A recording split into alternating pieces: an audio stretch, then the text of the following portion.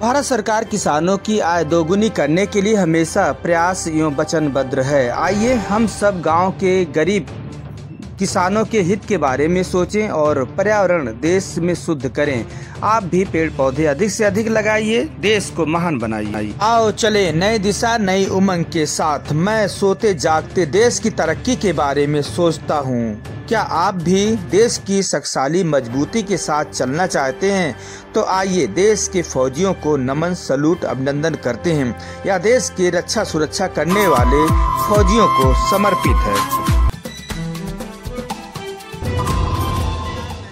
सोनी आज सुबह टाइम्स में आप सभी का स्वागत है। इस समय शिवालिक उत्तरांचल समिति के एनजीओ के अध्यक्ष हमारे सामने बैठे हुए हैं। हम जानेंगे किस तरह से आज जो है चमोली को लेकर जिस तरह से प्राकृतिक ट्रेजेडी हुआ है, इसे देखते हुए आज इनके दिल में क्या ऐसा कुछ है कि जो बताना चाहते हैं और कहाँ तक जो है ये अपनी जो है संवेदनाएं आज उन भाई बंधुओं के लिए रख रहे हैं जो आज हमारे और आपके बीच में नहीं है और उन्हें चमोली में इस तरह से त्रस्ती देखने को मिला है। आइए हम जानते हैं। जी सर, क्या नाम है आपका?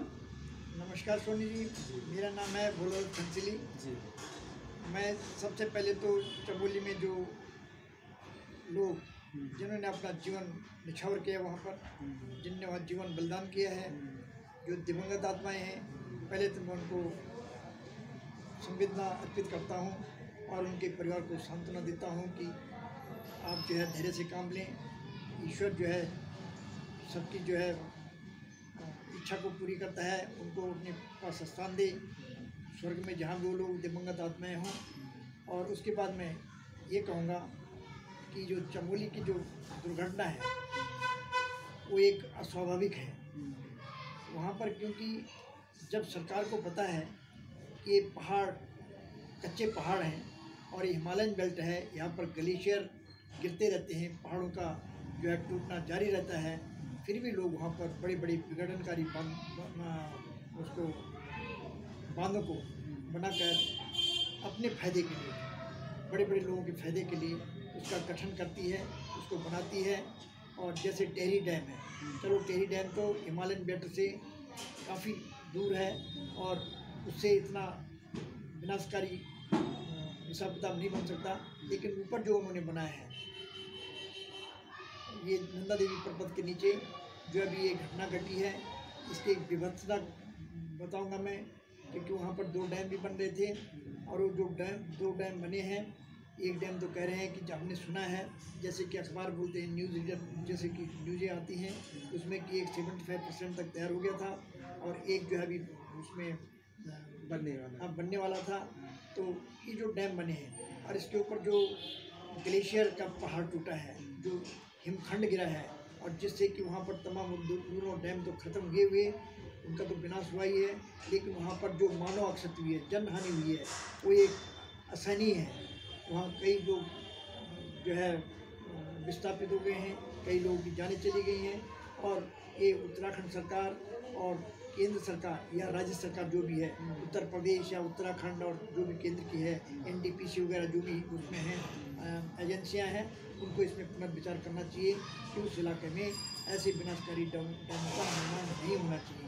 मैं ये कहता हूँ, मैं ये अपील करता हूँ सरकार से कि वहाँ छोटे छोटे डैम बनाए जाएँ और बहुत नदियों का वहाँ भरमार है, नदियों का उत्तराखंड भंडार है, वहाँ सैकड़ों नदियाँ हैं, उनमें छोटे छोटे डैम बना करके बिजली का जो है प्रोडक्शन किया जा सकता है और जो है वहाँ पर कई किस्म के रोजगार उपलब्ध हो सकते हैं।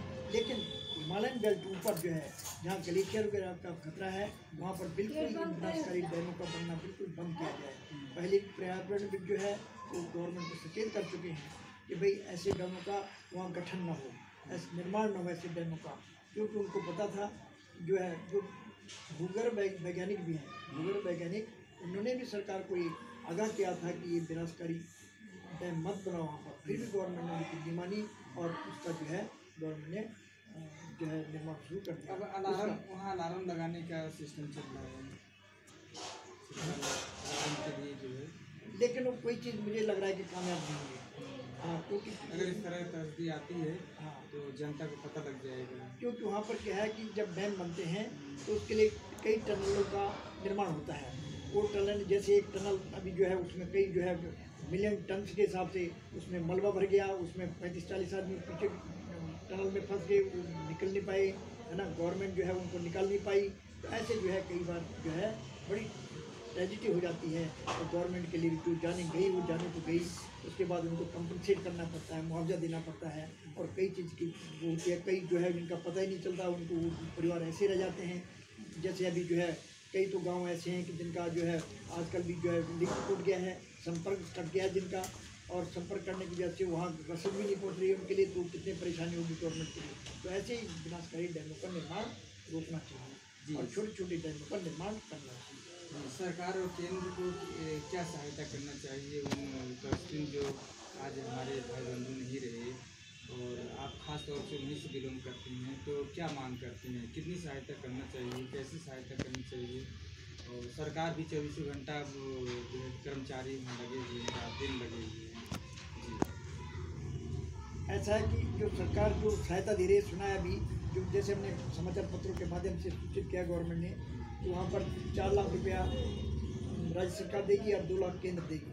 लेकिन आज के समय में इस जो है इस दौर में, जबकि महंगाई का इतना दौर है, बड़े बड़े लोग अरबों रुपए का घोटाला कर रहे हैं, खा रहे हैं, मौज कर रहे हैं, मंत्री लोग या एमएलए या एमपी जो है जो मौज कर रहे हैं, तो दिवंगत आत्मा है उनको श्रद्धांजलि अर्पित करता हूँ।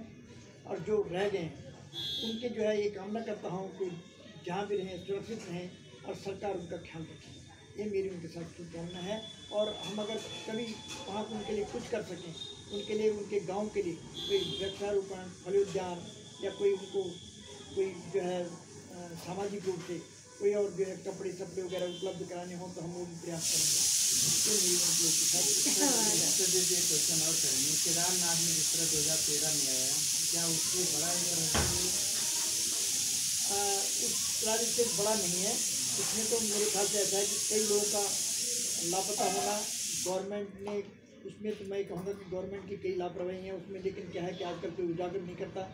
उसमें जो है कि बहुत सारे लोग उसमें गांव के गांव साफ हो गए हैं, बिल्कुल उसमें चले गए हैं, जो है टेरी डैम के अंदर समा गए हैं, कई इधर वो चले गए हैं, कहीं ना कहीं लापता हो गए हैं लोग। तो ये तो जो है वो बहुत बड़ी त्रासदी थी। ये उससे थोड़ी सी कम है, लेकिन ये भी बहुत बड़ी त्रासदी होगी, क्योंकि जिस घर का कोई आदमी मर जाता है उसके लिए उससे बड़ी कोई दुर्घटना नहीं होती उसके लिए। तो ये गवर्नमेंट को इस विषय में अपना विचार करना चाहिए। और लोगों की आर्थिक स्थिति जो रह गए हैं, जो मर गए हैं, चलो उनका तो क्या कर सकता है, कोई भी एक डेबिट आपका है। लेकिन जो उनके आर्थिक रह गए हैं, उनके विषय में उनको खड़ा करने के लिए, उनको जो है सांत्वना देने के लिए उनको आर्थिक पैकेज अच्छा देना चाहिए। ये मेरी गवर्नमेंट से जो है अनुरोध है। और उन लोगों के लिए उनका भविष्य उज्जवल भविष्य हो, क्योंकि ये जो उनका कोई मर जाओ तो जीवन भर उसको याद करेगा, भूल नहीं सकता। और हम लोग भी नहीं भूल सकते उन लोगों को, उन दिवंगत आत्माओं को हम लोग नहीं भूल सकते। हम तो सिर्फ उनके लिए एक श्रद्धांजलि अर्पित कर सकते हैं, इससे अलावा हमारे पास क्या है। हम भी उन्हीं लोगों के साथ हैं जो गरीब उन्होंने देखी हो, हम नहीं देखी। सर, चलते आप केंद्र सरकार और राज्यों की सरकार, उत्तरांचल सरकार को क्या नसीहत देना चाहते हैं? आप एक सीनियर सिटीजन हैं और 80 साल के प्रभाव में हैं, तो कितना आप उन्हें जो है क्या शुभकामना क्या आप श्रद्धांजलि देना चाहते हैं, और क्या सुझाव सरकार से जो है सुधार के लिए कहना चाहते हैं? मैं सरकार के लिए सलाह देना चाहूँगा कि सरकार जो है हिमालयन बेल्ट के ऊपर बिल्कुल डैमों का निर्माण न करे, उसको एक टूरिस्ट कॉम्प्लेक्स के रूप में, पर्यटक स्थली के रूप में उसको विकसित करे। और जैसे कि अभी जो वहाँ रेल लिंक बना रही है गवर्नमेंट, और वो क्या है कि वो भी पहाड़ों के नीचे टनल बना रहे हैं, सुरंग बना रहे हैं। तो सुरंग बनाने से चलो ये तो एक विकास भी है, लेकिन विकास के साथ ही विनाश भी है, क्योंकि जब टनल वहाँ बनती हैं और वह हैं कच्चे पहाड़ हिमालयन बेल्ट में। और ये जो गढ़वाल साइड है, गढ़वाल का जो क्षेत्र है, इसमें ज़्यादातर पर्वत कच्चे हैं, पहाड़ कच्चे पहाड़ हैं। जब इसमें ब्लास्टिंग होती है बारूद से, कुछ लोग ऐसे ही बनते हैं, उससे बारूद जो है ब्लास्ट करना पड़ता है बारूद से। तो उससे क्या है कि वो उसकी थिरकन से पहाड़ कमज़ोर हो जाते हैं। तो पहाड़ कमज़ोर होने की वजह से, उस थिरकन की वजह से पहाड़ कमज़ोर होते हैं, और पहाड़ कमज़ोर की वजह से वो लैंड स्लाइडिंग हो जाती है। तो वो थोड़ा सा गवर्नमेंट को वहाँ रोकना चाहिए, और बड़ी सावधानी से। और वहाँ तो यह है कि गवर्नमेंट अगर कहीं जो है उसमें बाहर भी उसको रेल लाइन भी ले जाए, है ना, टनल मारे तो कोई उसका हिसाब किताब बनाए। इंजीनियर जो है, इंजीनियर हमारे बहुत अच्छे इंजीनियर्स होते हैं, वो कुछ ना कुछ उसका बनाएंगे। लेकिन अब जो हो गया वो तो वहाँ के लिए तो जो ट्रेन के लिए हो गया तो हो गया, मेरे ख्याल से ऐसा लग रहा है कंप्लीसन जो रहेगा।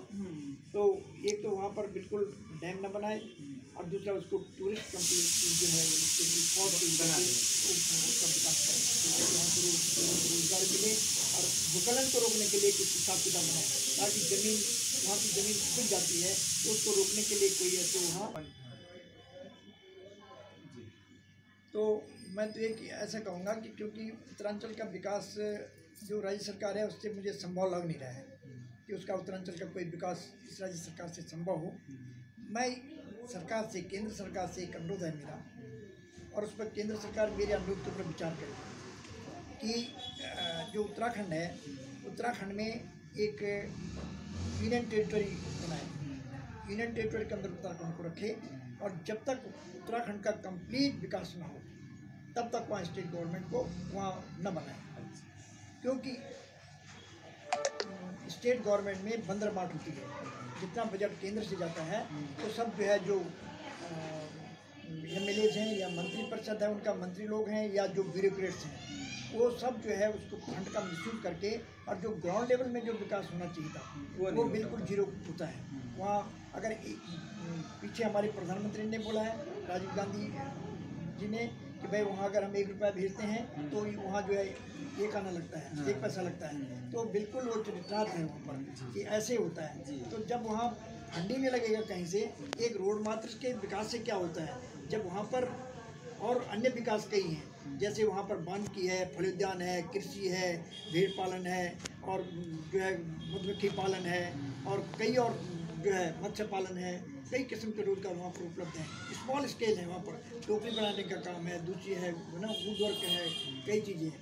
तो जब तक गवर्नमेंट वो काम वहाँ पर करेगी नहीं, और ये तभी संभव है जबकि ये उत्तराखंड UT के अंडर रहे, ये तभी संभव है। मेरी केंद्र सरकार से ये करबद्ध प्रार्थना है कि भाई केंद्र सरकार को UT के रूप में रखे, और ये जो है जो मौन रख के उनको श्रद्धांजलि अर्पित करते हैं। मैं अपनी सभी संस्था के लोगों से भी, जहाँ जहाँ मेरे को सुन रहे हों, उनसे भी अनुरोध करूँगा कि 2 मिनट का मौन रखें।